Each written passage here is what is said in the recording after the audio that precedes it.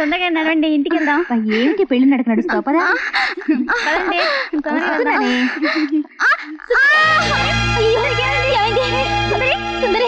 ఇప్పుడు దాకా బాగా ఉంది.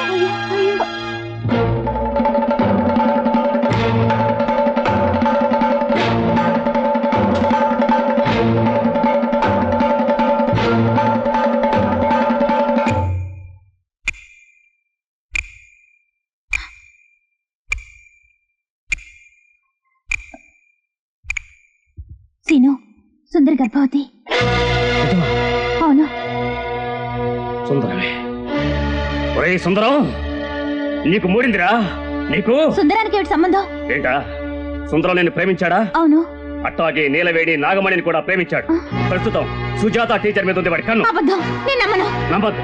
రేపు చేతులు కాళ్ళు విరిచేశాక అప్పుడు నమ్మదు. గాని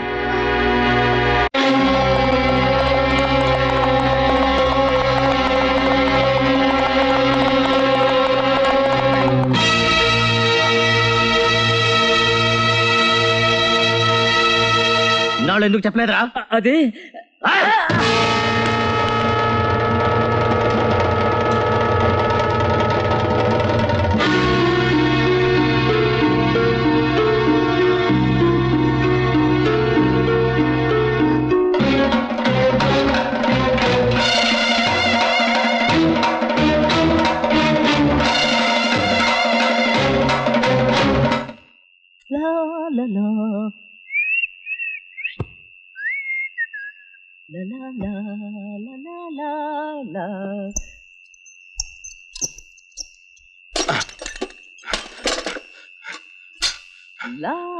కొంప ముంచేసావా సుందరం? ఆ సుందరకి నువ్వే కడుపు చేసావని నేను చంపేయడానికి వెంకటరత్నం పరిగెత్తుకొస్తున్నాడు.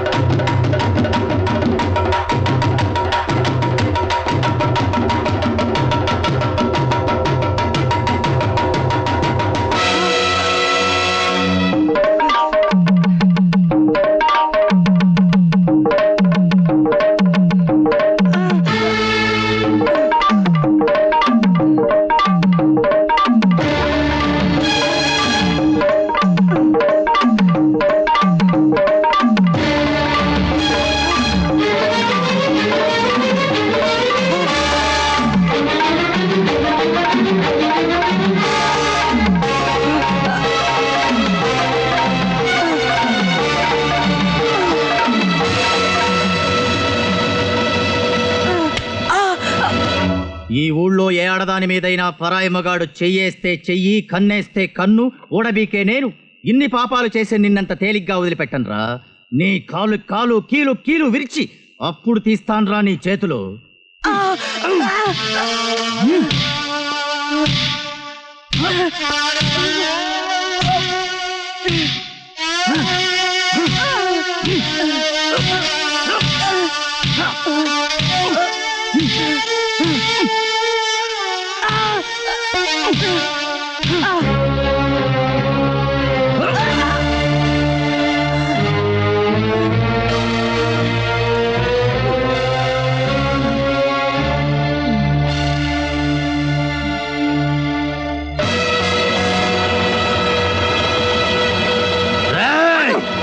తప్పు చేసింది సుందరం కాదు.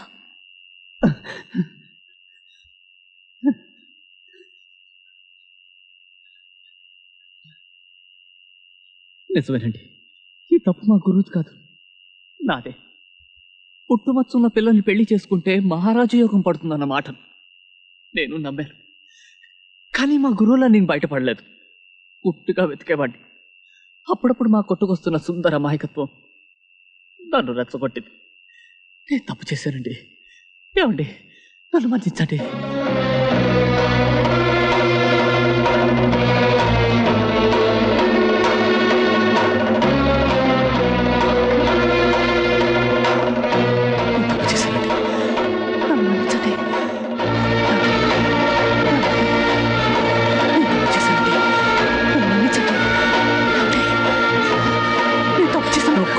దయచేసి అతను ఏం చెయ్యదు.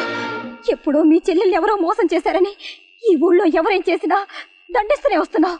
ఇలా ప్రవర్తించడం వల్ల జరిగే అరాచకాలన్నీ ఆగిపోతున్నాయా చెప్పు. ఇప్పుడు అతని కాళ్ళు చేతులు నరికేస్తే ఆ సుందరి గతి ఏమిటి? నీ మూర్ఖత్వంతో అమాయకురాలి బతుకు పంటలు చేయకు.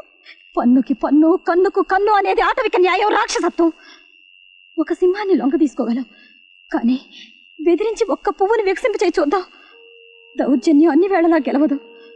ప్రపంచంలో ఏ వ్యక్తినైనా లొంగ తీసుకోగల శక్తి ఒక్క ప్రేమకే ఉంది.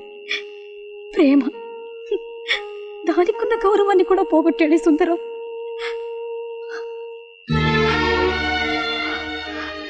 సుందరం, నేను నిన్ను ప్రేమించాను. ఎందుకో తెలుసా? నీ అమాయకత్వానికి, చిలిపితనానికి ముచ్చటపడి. కానీ నువ్వింత నీచుడివి, మూర్ఖుడివి అనుకోలేదు. నువ్వు మహారాజ యోగం పట్టాలన్న మూర్ఖత్వంతో ఇంతమంది జీవితాలతో ఆడుకున్నావని తెలిసాక ప్రేమంటేనే అసహ్యం వేస్తుంది. మూఢనమ్మకాల ఊబిలో కూరుకుపోయిన నీలాంటి దౌర్భాగ్యాన్ని ప్రేమించినందుకు సిగ్గుపడుతున్నారు. నేనే కాదు, వాళ్ళు కూడా. వాళ్ళని క్షమాపణ అడిగి ఈ ఊరు వదిలి వెళ్ళిపో. ఇందులో మా తప్పు కూడా ఉంది టీచర్ అమ్మ. ఇక జీవితంలో పెళ్లి కాదేమనని బాధపడుతున్న మేము మాయ మాటలకు మోసపోయాం. ఇంకా మంచోడు కాబట్టి సరిపోయింది. ఎన్నో అవకాశాలు వచ్చినా మాకు మాత్రం ఏ అన్యాయం చేయలేదు. చూసావా సుందరం, వాళ్ళకి నువ్వెంత ద్రోహం తలపెట్టినా నిన్నెలా క్షమించారో. నన్నెవరూ క్షమించకండి. నేనందుకు అర్హుణ్ణి కాను. మీరన్నది నిజం సుజాత గారు. నేను ఈ ఊరు వదిలిపెట్టి వెళ్ళాలి. తప్పకుండా వెళ్ళిపోతాను. చేతిలో ఉన్న బంగారం లాంటి విద్యను కాదని, కష్టపడకుండా శ్రీమంతుడినవుదామని తాపత్రయపడ్డాను. మహారాజునైపోతన్న భ్రమతో ఇంతమందిని బాధ పెట్టాను. వాళ్ళందరి కన్నీళ్లు, శాపనార్థాలు నాకు తప్పకుండా తగులుతాయి. మూర్ఖుడిలాగా మచ్చ కోసం వెతికిన నేను ఆడదానిలో వెతకాల్సింది మచ్చ కాదని, మంచి మనసని తెలుసుకోలేకపోయాను. కానీ ఒకటి మాత్రం నిజం, ఇక నుంచి నేను జాతకాల్ని, మూఢ విశ్వాసాల్ని కాదు, నా చేతిలోని విద్యని, నేను పడే శ్రమని మాత్రమే నమ్ముకుని బ్రతుకుతాను. నేను వెళ్ళిపోతున్నాను సుజాత గారు. మీ అందరికీ కనపడినంత దూరంగా వెళ్ళిపోతున్నాను.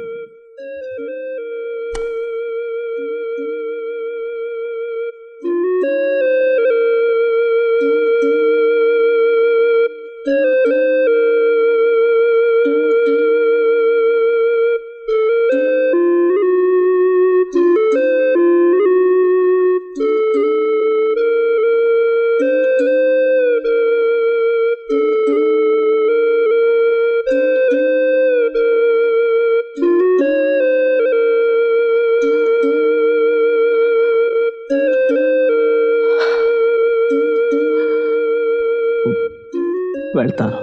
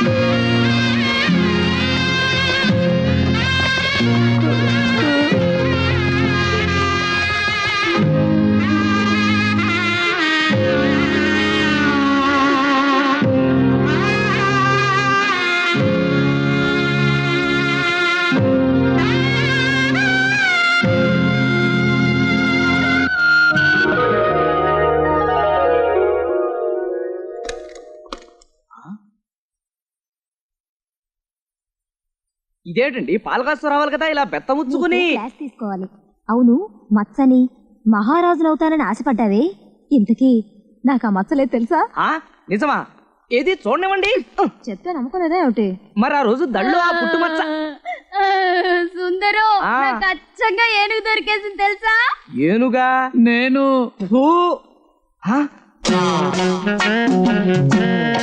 చెమచచ్చా